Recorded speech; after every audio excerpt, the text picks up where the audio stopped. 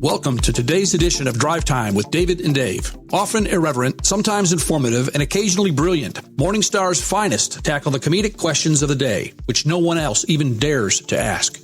David Vallier and Dave Yarnes come to you each week from their studio in Fort Mill, South Carolina. Now, if you've missed a portion of today's broadcast or would like to recommend it to a friend, you can hear this program at any time on the Drive Time with David and Dave host page at talknetworkradio.com. Well, now here are David and Dave with today's show.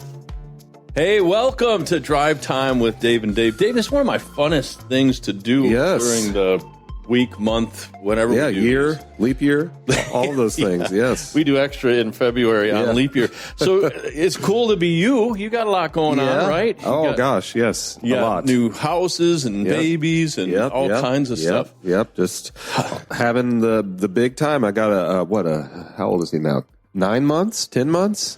Nice. Of a baby and then a 4-year-old, and then we just got a new house, and it's just all kinds of stuff. Good for you, man. Doing the do. Yeah, I'm on the other end of thing. I just bought 4 or 5 of the same pair of pants. I'm like literally going to wear this. Wow. I mean, cause don't think that I'm stinky if you see me in the, but like now that I'm older, I'm like, you know what? This whole fashion thing's for the birds. Just give me like one solid pair of pants. Is that how it gets? Like when, as you age, do you just think the gravitational pull, you want to show up at 4 o'clock for the early bird special at the buffet in your sweatpants. Really? You're comfortable with like house slippers on. Wow. I know. Yeah, I know some older guys, like, for Rick, for example, that guy likes to eat dinner early. Have you noticed that? Like 4:30, 5 o'clock. I have never understood. I'm more like I have to eat dinner in peace, like when I'm done. I've got this thing like when I'm done like with what time we talking? Like midnight or? No. Like, kids are in bed and like, I just don't like to eat dinner in chaos, and I don't like to eat. I'm very much it's like things have to go in stages during the day. So like when I'm done with my day, that's when I take off my shoes. Most people take off their shoes right when they get to their house. To me, it's a representation of my day is over. Oh, the shoes? The shoes. That's the line of demarcation. Exactly. Don't tell me I'm not, I don't want, shoes are off now. I don't want dinner until my shoes are off. That's kind of my thing. Now, you're not one of those parents that were like, you're eating like lobster at 11 o'clock at night and you fed the kids macaroni and cheese at 5. I mean, has that been known to happen in the Vallier household? Yes, more often than not. I'm very much that kind of thing. Like, I'm like, Ellery, what do you want to do for dinner? And she tells me, and I'm like, the kids don't get that. I was like, they feed them whatever, put them to sleep, and then we'll eat. Hey, the big one for us, now I know that ramen is a big one, but I ate a good fair share of generic macaroni and cheese. Do you remember that? Yes. Like it was so, like, especially when I was in college, like they didn't even have enough money to put their name on it. Or maybe they didn't want to be liable. It was just like a yellow box. And it wasn't even like a good yellow. It was like all the good yellows were taken that reflected and cheese. It said macaroni and cheese with like cheese, like cheese, like substitute. And you're like, what's that? If you need a footnote on one of the main 2 ingredients to figure out. Macaroni and cheese-ish. Well, hey, we've struck gold with our new show format in season 2, which is this educational side. That's right. Who wouldn't have known that thousands and thousands of people around the world, whether they know it or not, they want to tune in and get educated about very, very important topics. And I've got one today. We don't rehearse these things, so you don't know.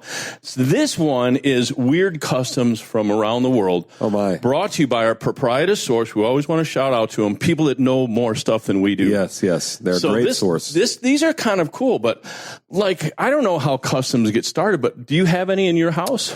Not necessarily in my house, but definitely in my family, like deep rooted. Like Cajun customs. Oh, yeah. Big time Cajun customs, yes. Yeah, like they involve crayfish and stuff like that. Yeah, well, like one of the things is like, holidays, you don't eat like 3 times a day. For holidays, you eat every time you go to someone's house. Like you are expected to make a plate and get seconds, and that is a custom. Like, and they say, let me make you a plate, and you cannot refuse. Wow. I mean, and this stuff is like heavy food. So this is why it's not like spring salad. No. They're like, everything's cream based or fried, So my family, like family now that my wife and my kids, we've adapted a much healthier lifestyle. But before then, oh my God, they lived to like 30 years old. Exactly. Grandpa died at the age of 30.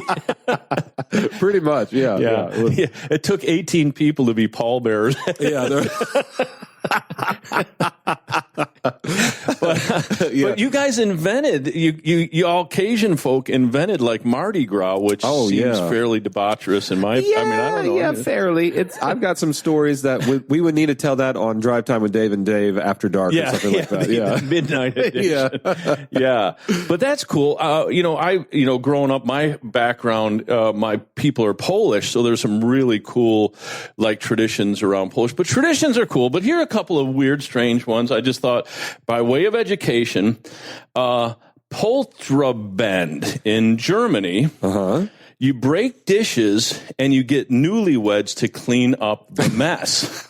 And this is supposedly, this way they get practice in working together in difficult times. Wow. That actually sounds like fairly like a good practice. I think I would not want to be on the cleaning up side, but I would definitely come to your house and break a bunch of stuff. Oh, gosh. Smash it on the ground. That would be so therapeutic. Could you imagine just being like, I can break your stuff? Good. I've been really ticked at you for a couple of years. Yeah, that would be amazing. Like I can't even open the door. Right. Like, it's like stuff piled so high you can't even get in. That would be awesome. I think so you're starting off, hey, honey, we just got, you're looking for a great life, and you come home and like all your stuff is smashed. Yeah. And then like your German buddies, and nothing, I think we're equal opportunity offenders, but wouldn't you leave it to the Germans to kind of pick that up? Now's the time we break your dishes and hosens. You know what's a good idea? We break everything. So, I mean, that's, and you think it makes a better marriage? I would me and my wife would probably get mad at each other, just to be honest, because especially when it comes to messes, like, because I'm very much meticulous on not necessarily cleanliness, but tidiness. Oh, yeah. And so I would probably just take over. I'd be like, get out of the way. I'm doing it all. And she'd want to like dust everything. I'm like, that's not the point. We just need to clean up the mess, put the stuff where it belongs. You wouldn't want to reminisce over each piece. No, look at this plate. We can still save it. Clean up the mess, get it out of the way. That would be my thing. Do you do anything to get out of chores? Like, no, you know what I do? I just straight up, like, literally this happened last night. My wife, we finished dinner, everything. The kids were to bed. I was just wanting to just chill on the couch, and she was like, the dishes in the dishwasher are clean. Would you like to clean them? And I just said, I looked at her and I said, no, not really. I said, not really. And I said, do you? And she was like, no, but I was hoping you would. I said, well, I'm not gonna. I was like, not tonight. I'll do it tomorrow. Wow. So, for all you ladies groups out there that want to help reform Dave, I'll give you his phone number because I actually told a story one time about my childish behavior of getting out of jobs around the house. Right.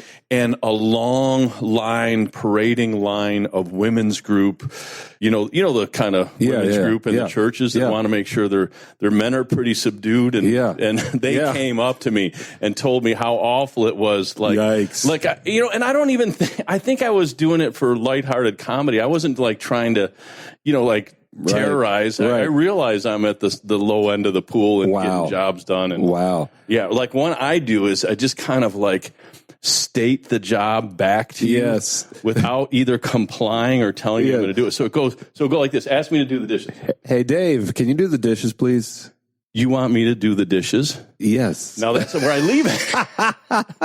Because I heard you and I acknowledged it, but I didn't tell you whether I was going to do it or not. Oh, that's hilarious. Now, as childish as it is, that gets you out of 20% there. So I'm going to have to try that. Can I tell you a funny one that I have, me and my friend? You remember my friend Shay, right? Yes. Bass player Shay. Yeah. So as we were talking, you remember the band Smashing Pumpkins? Yes. So we came up with a thing the day after Halloween. Oh. Where we smash pumpkins in whatever neighborhood we're in while blaring Smashing Pumpkins. Oh, this is double Smashing Pumpkins. Yeah. So we're listening to the Smashing Pumpkins and just smashing pumpkins all over the street. It is a big time. Yeah, it sounds visceral. It's very cathartic. You're like, yeah. And if somebody catches you, you can be like, I'm so sick of this pagan ritual. Like, I just wanted to rebel, but I don't want to hurt any kids' feelings. We switched the music to Shine, Jesus, Shine. Shine, Jesus. I like that. Smashing Pumpkins to Smashing Pumpkins. Yeah, it's pretty cool. I like when they do the pumpkin launch thing. That's cool. Yeah, that could really hurt somebody. Somebody was thinking during that. Well, I do want to, I want to keep on this. Here is one in India, and I think you have to be part of a Karnataka. Maybe it's a religion or a tribe, I guess. Mm-hmm. But you throw a baby 50 feet high. What? And then then the family catches the baby in a cloth. 50 feet. Like, why? And also, how's that okay? How's that legal? I don't know. Maybe I don't know, maybe it gives you, I don't know, but like, where would something like that start? I'm imagining immediately where my thought went was that somebody was trying to see if their baby had superpowers. Oh, yeah. I think that was it. They were like, okay, we're going to see if this one could be it. The prophecy is going to be fulfilled. Oh, yeah. Here we go. Nothing. Yeah, and then he hits the blanket, and you're like, Baby Joe's just another basic baby. And maybe what it was is it started like somebody was walking down a stairs and they tripped on the last couple of stairs. Right. And 5 feet. And then somebody was watching and said, hey, I can one up you. Yeah, they're like, oh, yeah. I'm going to do it from the second floor. And right. And they kept one up each other. And you know how much I'm going to one up you? I'm going to throw my baby 50 feet in the air and see what you think about that. And then, I used to do that with my kids. I mean, I would jump around, throw them up in the air. Right. To that point in time, and I was a bigger guy, a lot better shape, but to that point where it was scary for each one of us. Like, you're going to catch me down. I'm like, I'm not sure, son, but you went that high. That was always a little bit of an adrenaline. My dad did that too. Maybe you've celebrated this one. Maybe those listeners out there, let us know. Monkey Buffet Festival. Now, when I first read this, I thought we eat the monkey. Right. It's not. You actually, as the name suggests, this is a buffet. Monkeys feast at this annual event in Thailand where over 3,000 kilograms of fruits and vegetables are on display, and then the monkeys can go and just, go through. I mean, I imagine, that probably is the event of the monkey year. I would love to go to that thing. Yeah, the monkey, they look forward to that. That's their Thanksgiving. Yeah, that is got to be Christmas, Hanukkah, Thanksgiving, everybody rolled into one. I mean, how do they figure out the menu? Do they present to the monkeys and the monkeys are like, whoa. And they're like, okay, here's a banana souffle. They're like, great monkey impersonation. And then they're like, okay, I've got this. It's an apple strudel. And you're like, I don't understand if you like it or you don't. Well, maybe you got this 3,000 kg, and then you're like, we always have a lot of leftover rutabaga. Yeah, they don't like the rutabaga. Let's take that off of the monkey buffet next year. But they go right through those bananas. You've got that one monkey that's like, ah! They're like, where's the rutabaga? He's like, I came here for the rutabaga. It's not even here. They left him out. Yeah, he's protesting. Well, I mean, I don't know. Hey, doesn't it seem to you I've never owned a monkey. I've kind of seen them. I've had them rip stuff off from me and the friends around me. They'll come and take little candy bars and run away. They seem devilish to me. You think so? They seem mischievous. I mean, I could have them pegged wrong. I could be a stereotyping racist towards monkeys. Yeah, I could see that. I used to be a big fan of Michael Jackson, and he had a monkey, right? Did he? Oh, yeah, he had a monkey, and Do you know what its name was? I used to. I can't remember it off the top of my head, but I always wanted a monkey after that, just because it seems so cool. Like a chimpanzee? It was a big monkey. Oh, okay. Yeah, it wasn't like an ape, but it was probably to his waist. So that monkey was right there with him. I got to look up his name. Hey, we're always thinking of new ideas here. Yeah. Have you seen these little dogs that, I don't know how these things survive that ladies carry in their purse? Oh, the teacup poodles? Yeah. And there's another one it has Bichon or something in it. Oh, I know what you're talking about. I always think, how do you not smash That poor little dog. They seem to be pretty delicate. Right. What if we kind of found some kind of a monkey breed that was really docile and fit in your purse? I think, oh man, dude, spider we would monkeys. crush it. Yeah, we could start raising spider monkeys, and that would be amazing. Bubbles was his name. Bubbles was the monkey name. Yes. Nice. Bubbles. Yes. Yeah. Yeah, well, I think if a monkey had like a really cool puffy fur and he just kind of was very docile, didn't run away, like we could make $1 million. Are you trying to say we need to get into monkey breeding? Is that what you're saying? I think to some degree. All right, you need to consider this. Here's one that you don't want to do, and thank you for tuning in to know this. You don't want to ask for salt while you're in Egypt at someone's house eating dinner. If you're invited over for dinner and you want to add more salt to the dish, don't dare ask for it. They'll feel it's the equivalent of insulting the host. Wow. Oh gosh. Yeah, that's a big one, because if my food is not seasoned, I will not eat it. Oh, is that right? Yeah, I'm definitely one of those people that's just like, if I don't like it, I'm not going to pretend. Yeah. I'm not going to necessarily tell you. I'm just going to be like, I'm good. What about the whole Jesus said, eat everything set before you, or something? You know, I know Jesus didn't say that. I'm just saying. I was like, I didn't know that was in the Bible, but I'm going to take that one as a, what do you call that? What were those things he told? Parable, yeah. Just like more of a suggestion. It's a suggestion, than an actual I'm not going to take it as a commandment. Yeah, like, thou shalt not kill. Right. Pretty straightforward. Yes. Don't ever, on any other circumstances, kill anybody. Exactly. Salt on the food. It's up to you. There's a little wiggle room there. Yeah. Like, I remember one time I was in Russia, right? And they presented me with pickle soup. Wow. This is pickle soup. Pickle soup. Pickle soup. And they were like, pickle soup, blah, blah, And I was just like, no. Yeah, I was like, no, thank you. Did you even put a spoon of it in or anything? I just was like, nah.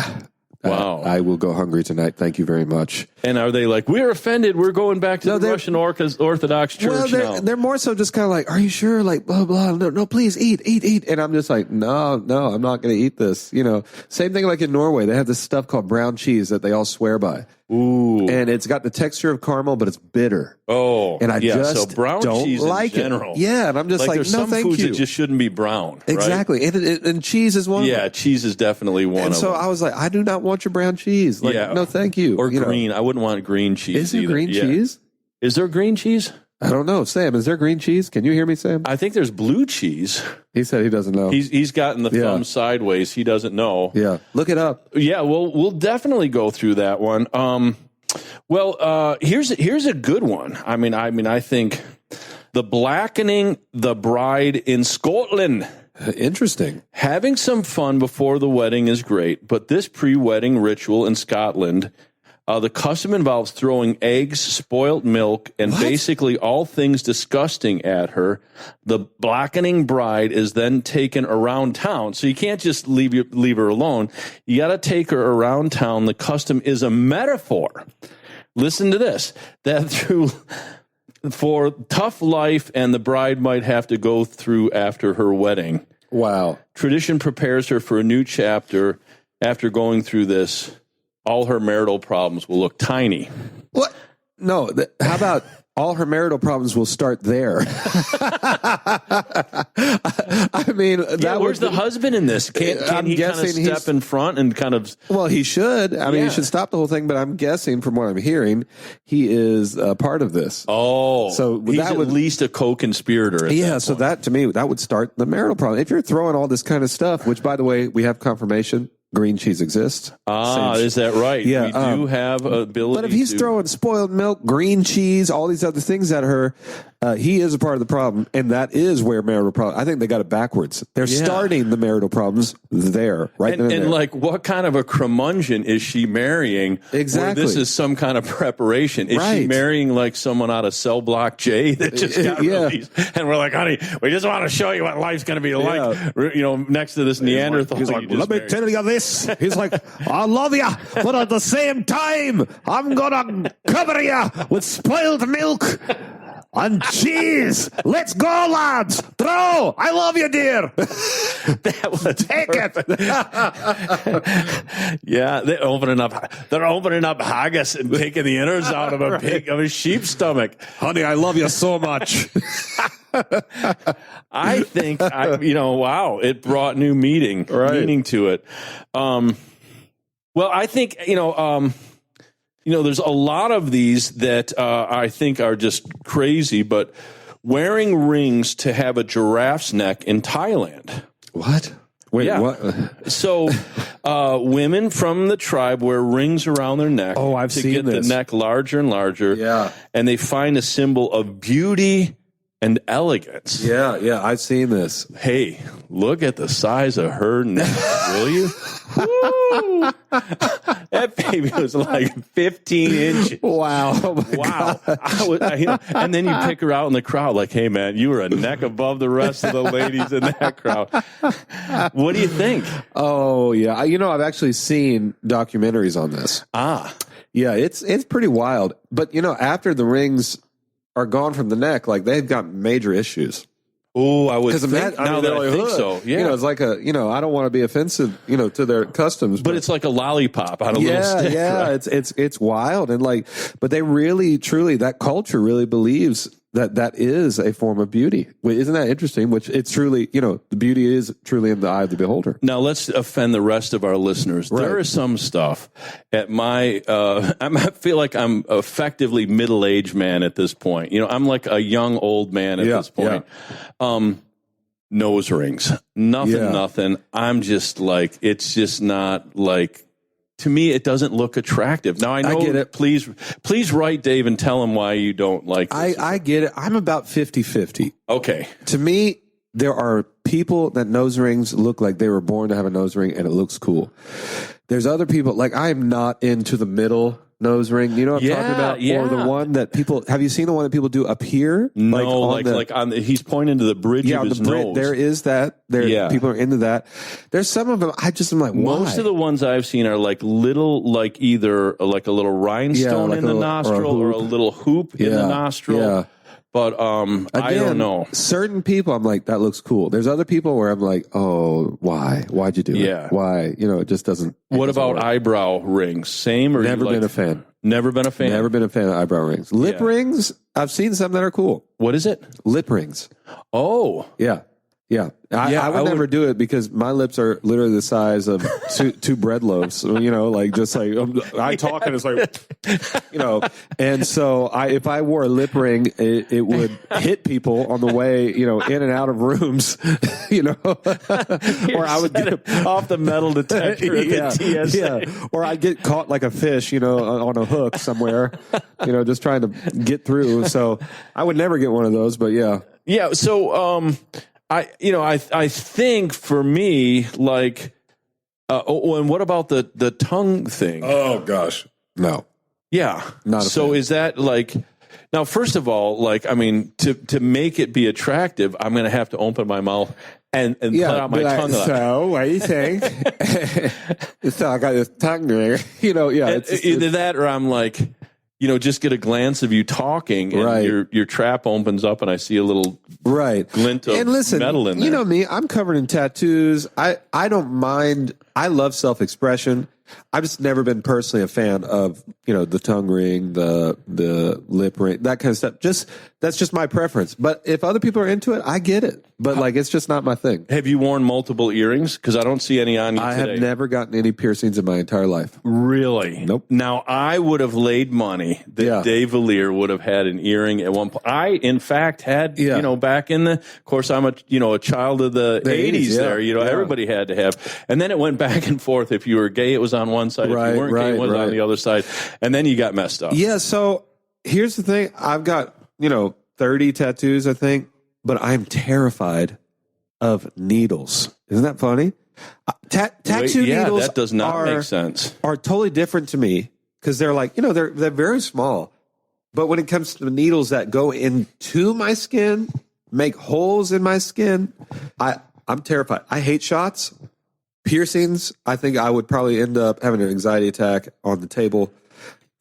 I wouldn't want to do the belly button one. That seemed like that would hurt. No, never. Like back in the day, I got the ear pierced, and but I think, but would it be like if we went to Thailand, they're like, oh my God, she's so ugly. Look at how short her neck is and she has piercings. Right. Like, is it beauty is in the eye of the beholder? That's what I'm saying. You never know. Like in different African tribes, like, they do that thing with the lip. Have you seen that? I saw that. Yeah. Like so you're stretching your lip, put a little plate in there. I watched Black Panther, right? That. Yes. And they have a guy like that. And I actually, for the first time, thought, that kind of looks dope. Like, I would never do it again with my lips. Like, no, wait. You thought it looked cool? I thought it looked really cool. Wow. And it made me think, like, just because we don't necessarily like it here in the West, it's a whole different thing. Like, and so I wasn't necessarily like, again, I just more so appreciate it. I think over so. anything. I think so.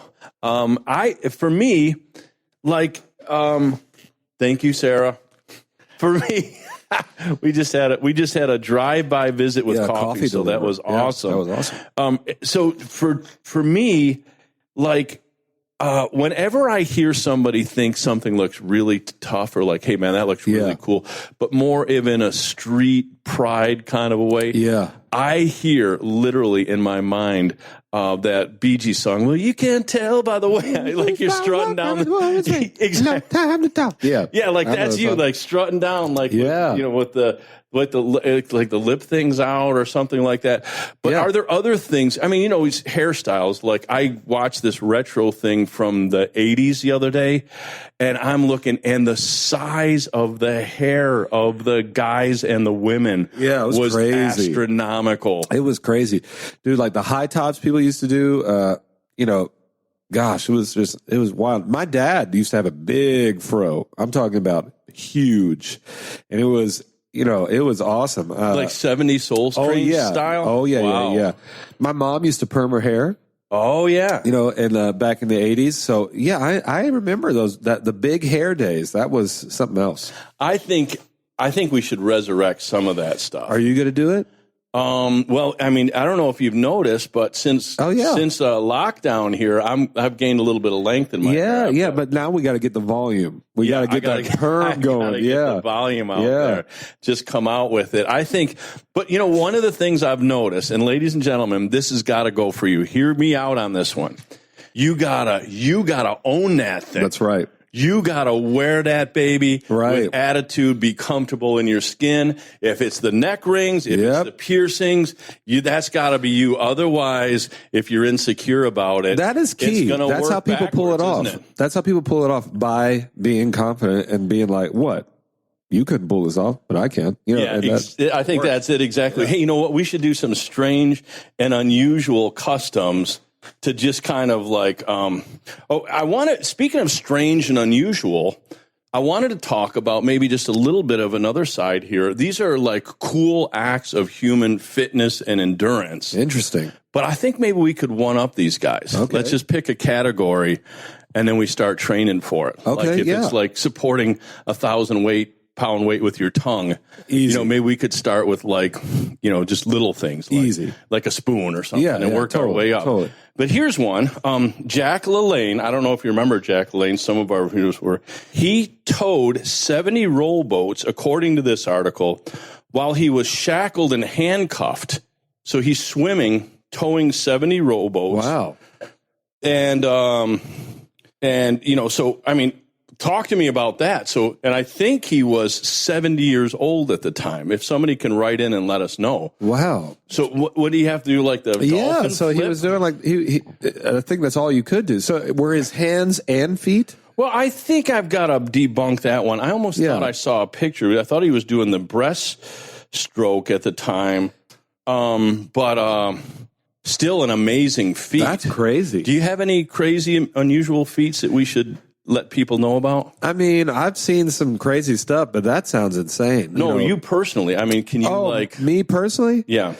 Probably the only crazy thing I can do is, sometimes when I'm moving stuff, like moving into the house and stuff, I'll pick stuff up with my teeth, like moving furniture. Like an armoire? You just yeah. I mean, no, but sometimes I'm like, my hands are full. I'm just like, and it's like, it lifts, and I'm like, wow. I can't believe I can just do that. That is the coolest thing. Yeah. So you get the teeth into helping and whatever. You lift and support. And yeah, it's low key gross, but whatever. I got to get it done. Do you have like teeth marks and stuff from that? I have to check. I'd have to check. There's probably teeth marks in my couches. Well, thank you for sharing and being no worries. vulnerable. I'm just letting you inside. Here's mine. I can eat stuff scaldingly hot. Really? Like, I think I could do, remember that Bob for Apples thing? Yes. I think you put shrimp in the deep fryer, I can go in after them and eat them right out of there. Yeah. Wow. And I think it's because I was the youngest of 5 and I had to get right in and get stuff. Otherwise, I didn't know that there was meat in stew until I was like 11 years old. Wow. And figured out that the kids had eaten it before I got around to it. Dang. Yeah. That's pretty cool. Really, every once in a while, I'll get what I like to call the Shreddies. Yeah. Do you know what that is? No. It's those when you burn the top of your mouth right behind your teeth. Yes. And then like a little piece of skin comes down. You ever get disgusting. that one? Yeah. I hate that. Yeah, but you ate something too hot. Yes. Yeah. But that's so maybe the two of us, we could do some soup. Isn't it funny that they're both concerning, our mouths? Yeah. That would be amazing. Maybe we start like a Ripley's Believe It or Not kind of thing. Yes. But just call it like Morningstar's Mouths of Magic. Yeah. We get the folks to come down here. Yeah. And like, we'll have big things like we're like, we put some kind of piece of furniture in the middle of the stage, and then I come out, I don't say anything, and there's a drum roll, and then I pick it up, and everyone's like, and then I put it down, and then we have a boiling pot of shrimp. Yeah, or like the scientist with like the tongs carrying something to me, like the coffee. You're just laying there with your head, and they put it in your mouth, and you're like, no reaction. Well, it's not as good as this guy right here, Nicholas Wallenda, walking across Niagara Falls on a tightrope. Ugh. Man, my worst nightmare. No te gusta that one. Yeah. I don't like that. Heights and water are my enemy.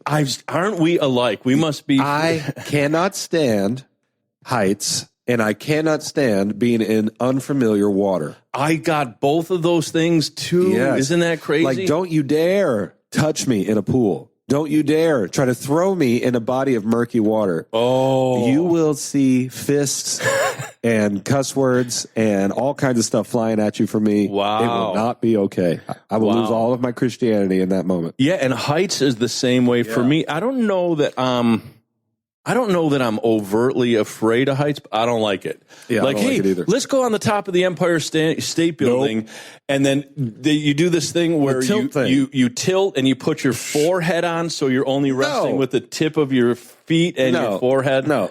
You know what we call that? What? My black side of my family, you know what we call that? What's that? We call it some white people stuff. Because that only white people they're like, hey, you know what would be a great idea? I'm going to go ahead and tie a very thin rope around my ankles and jump thousands of feet, and hopefully this wire doesn't snap. Wouldn't that be fun? What a thrill. Like, what? No. Like my black side of the family, we're like, we're going to look over, we're going to peek, and we're going to keep our lives because we got stuff to do. Like, you white folks can go and do all your crazy stuff, like we can stay over here. Like, so yeah, it's I love that. Yeah. So I think that would fall into the category, but the tightrope across Niagara Falls. I grew up in that area of the world, so I saw Niagara Falls. I've never seen it. Oh, I'm officially inviting you. I give the best tours. One of my jobs when I worked for the government was when dignitaries would come, I'd give them a tour, and I've got the thing down to like 20 minutes. Wow. I go actually backwards in through the exits. I get you off where you need to go pick you up because I did it so much. Yeah, it's a beautiful thing, but I would think the thunder and the roar of the falls itself. Right. Like, I think it would be a feat to just kind of like stand on a little platform for a little bit with that. Exactly. Going. Not like walk across the tightrope. I mean, I guess it's cool. Like, is it part of that adrenaline seeking thing? I think so. Yeah. Where they're just kind of like doing more and more. That's what I'm imagining. This guy, Zach Kirkkallis, is known as the person who performed an Iron Cross. You know what that is, where you got rings. Okay. And then you're like Jesus. Oh, yes. And you're just supporting yourself up. Yes. And, I don't think I could ever do any, but he did it for 40 seconds. Like, just the strength to see him do that. Wow. I wonder if he got like a lot of jobs playing Jesus in the Passion Play. He probably did. He probably did. That's crazy. Yeah. Wow. That takes a lot of strength. It takes a lot of strength. Have you ever heard Rick tell that story about the Passion Play? Oh, yeah. That is incredible. Goodness. I mean, can you share the sanitized version of it? Yeah, I'd have to share the sanitized version. We definitely have to get him on this show to tell that some would of be these great. stories. Yeah. But practically, I try to get Rick to tell the story anytime I'm with him with a group of people. But, Rick was at a Passion Play one time. And, Jesus, it's the time where Jesus is about to get, stabbed by the centurion. Yeah, right? so it's this very solemn time. Yeah. He's on the cross. The lights go down. Moms and dads are in the audience. They're crying. It's intense. And so the centurion is backstage, and he's like, I think he's in the back. They usually chill until it's their turn. He's in the green room. Yeah, and they're like, okay, you're up. So the guy's like, so he gets up, and he grabs the wrong spear. So he grabs. So the one that was made to shoot the fake blood out and be all kind of like safe and spongy's gone. It's gone. So he grabs the wrong spear. So he gets the spear, and Jesus is on the cross. He gets the spear, and he, goes full force. Jabs him. Well, actually legitimately stabs the guy playing Jesus. Well, the guy playing Jesus is on the cross and lets out a couple of words that when, someone gets hurt sometimes come out, and could you imagine this echoing into the auditorium? And then to top it off, the guy who's playing Jesus is on the cross and he says, "You bleep when I get down from this cross." When I get off from this cross, I'm going to kill you. Oh man. Every time Rick tells that story, I lose my mind. Oh my gosh! Because he is laughing so hard when he tells it. It is just so funny. I couldn't imagine it. Think about like unschooled, uneducated biblical folk with their kids in the thing, and they're like, "Hey, Mom, that point that Jesus was swearing at the soldiers and threatening to kill them." Right. And, they're like, yes, that's very much a part of the Easter tradition. The story. That's the story. That's how it went. Right. And, it's Lord. A good thing he didn't get off that cross. He paid for your sins. That's right. He stood the test of time. Wow, we just lost the last few. We did. But hey, it's a story worth telling. Yeah, that really is a story worth telling. Yeah. And I think, like, how would you recover from that? Well, here's a little known story. So this is, I guess it's over 7 years, so I can't get tried for a crime. But I got a job I was the sound guy for our theater in college. I made a little bit of money. Wow. I was really didn't have a lot of cash to go to college, so I worked the sound guy at the theater, and they were doing the Passion Play, but I had just gotten saved. Jesus Christ Superstar. Oh yes, I've seen that. So. There were some things that I didn't like they said, and I would literally turn down the microphone on the people. They would be like, "Who are you?" And you couldn't hear what they were saying. And I would just play it off like, "Oh man, there's a problem with the body mic or something." Right. But I would crank it up when Jesus was getting whipped. Wow. It was like this music would be blaring and he'd be getting whipped. And people were so focused on, because they had a whip and it had like red paint. Right. When he hit Jesus, it's splatter. Yeah. But they didn't realize how loud I was turning that thing up. Wow. I mean, it was ear shaking. They just couldn't see it. And then, That's amazing. So you were like being a live DJ right there. Wow. I was doing the live It was DJ. A Jesus Christ Superstar Davey Arns remix. Yeah. And then I sanitized it, made it all good. Wow. And because there were a couple of things they said that I didn't like, and I didn't think Jesus was good. Hey, I want to give one more because I think this is a pretty cool one. Fastest 10-meter hand walk. Wow. Giuliano Stroe, born in 2004, he started gymnastics. He set the Guinness Book of World Record for the fastest 10-meter hand walk with a weight ball between his legs. Interesting. And it doesn't say how fast he did it. It's just that he's the record holder. Can you stand on your hands if you had to? I used to be able to. Did you really? I can't do it anymore. You could do a handstand? Yeah, I don't think I could do it anymore. I actually bet my wife a couple of years ago that I could do a headstand and go up into a handstand. I was in the chiropractor's office for like a month. She never let me forget that down because I kind of propped up against the wall and I tried to push up and my fat belly came down and it smashed me. I was like, it was so bad. I did that thing where like if you talk to me, I had to turn my whole body to look at you. You know, I couldn't turn my neck. Oh, gosh. Yeah. So those days are. Yeah, I used to be able to do it. I just, I used to be able to do the kick up too. You know, I'm talking about from your back and. Kick up. You know what I'm talking about? So you're laying on your back and then you come to being on your feet. Yeah, I used to be able to do that, but I can't do it anymore. I'm getting too old. What about the worm? Did you do that back? Oh, yeah, I could probably still do the worm. Easy, Yeah, the worm. Yeah, I had someone do the worm in worship the other day. Really? That's not a joke. Sam, am I right in that? Is it coming back or was it just a throwback? I just think the guy felt inspired and he just started doing the worm. Yeah, so I was like, hey, more power to you. And you were cool about it, right? Yeah, I loved it. Moonwalk. Awesome. Can you moonwalk? I can't. Sam can. Sam can moonwalk. Yeah. Samwise, one of his things. You think he could, if you buy like, maybe we do a centennial version of the David and Dave DriveTime, and Samwise moonwalks it out of Studio 8 and hands it to you. Oh, yeah. No, I'm telling you, this guy, he does a smooth moonwalk. The guy can dance. He really can.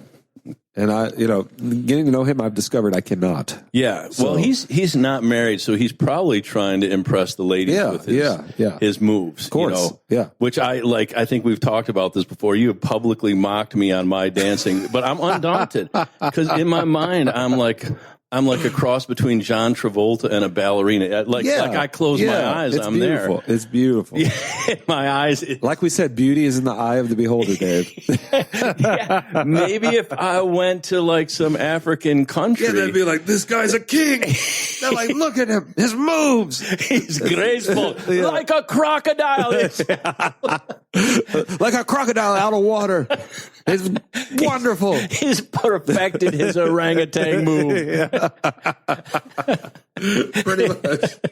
He must have worked for decades on it. Well, take us out, and it's been such an incredible Always. Yeah, well, remember, you can listen to us on any streaming platform, and, we've got much more out there. If you haven't listened to some of our episodes, it might be your first time. We've got plenty of stuff. We talk about all kinds of things, all the way to personalities and weird things, and educational things too. And things that make us mad, things that we don't like to do, phobias that we have. We cover almost everything you never wanted to hear about. How to identify heathens around the holidays. Yes. Oh, yeah, that was a big one. That's a big one. So anyway, share it with your friends, and we will see you next time on Drive Time with David and Dave. See you later. I'm Dave. Yes, and I'm Dave Vallier, and we will see you next time. Bye-bye. Thank you, guys. David and Dave are David Vallier and Dave Yarnes of Morningstar Ministries. If you would like to know more about Morningstar Ministries, please visit their website at www.morningstarministries.org. Join us next time when we continue with the next edition of Drive Time with David and Dave. For David and Dave and their studio team at Morningstar Ministries, this is Chuck Christie saying thanks for lightening up with us. Psalm 2 verse 4 starts out, "For he who sits in the heavens laughs." Tune in again next time and laugh with us. Until then, remember to share, tweet, Insta, Snap, and look us up on Apple and Google Podcasts, Spreaker.com, iHeart, Spotify, and SoundCloud, and many other podcast portals. Make it a great week.